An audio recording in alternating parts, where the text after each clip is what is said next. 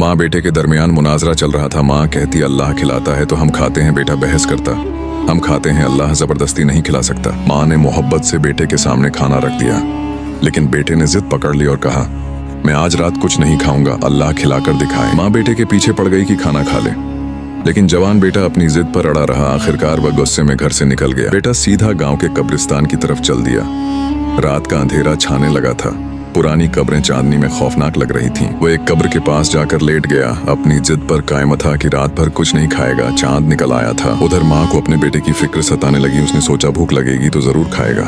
उसने मंसूबा बनाया। माँ ने मोहब्बत से जबरदस्त खुशबूदार हलवा बनाया। उसकी महक पूरे घर में फैल गई। फिर वह उसे लेकर कब्रिस्तान की तरफ चल दी। माँ चुपके से कब्रिस्तान में दाखिल हुई। उसने बेटे से कुछ फासले पर एक कब्र पर हलवा रख दिया और वापस घर आ गई। रात के आखिरी पहर में डाकुओं का एक गिरोह कब्रिस्तान पहुंच गया।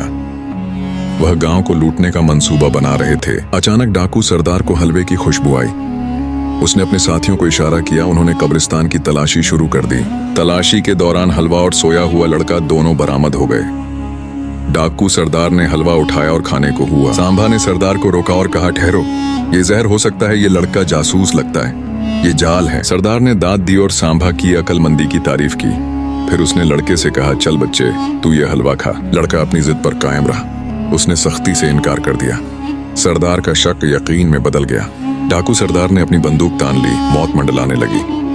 लड़के की जान खतरे में आ गई। खौफ से खाने लगा। लड़के ने पूरी प्लेट साफ कर दी। डाकू अब उसके मरने का इंतजार करने लगे। तनाव भरा इंतजार शुरू हुआ। वक्त गुजरता रहा, लेकिन लड़का नहीं मरा। सांभा ने फिर गुत्थी सुलझाई। कहा स्लो पॉइजन लगता है, देर से असर करेगा। डाकुओं ने लड़के को कब्रिस्तान में छोड़ दिया। वह सोच रहे थे कि यह आहिस्ता आहिस्ता मर जाएगा। जब सुबह हुई तो लड़का खाली प्लेट उठाकर मुंह लटकाए घर की तरफ चला। उसकी जिद टूट चुकी थी। वह घर में दाखिल हुआ। माँ इंतजार में बैठी थी। उसने मोहब्बत से पूछा बेटा क्या हुआ, क्या सीखा? लड़के ने थका हुआ जवाब दिया माँ लंबा किस्सा है, मुझे नींद आ रही है।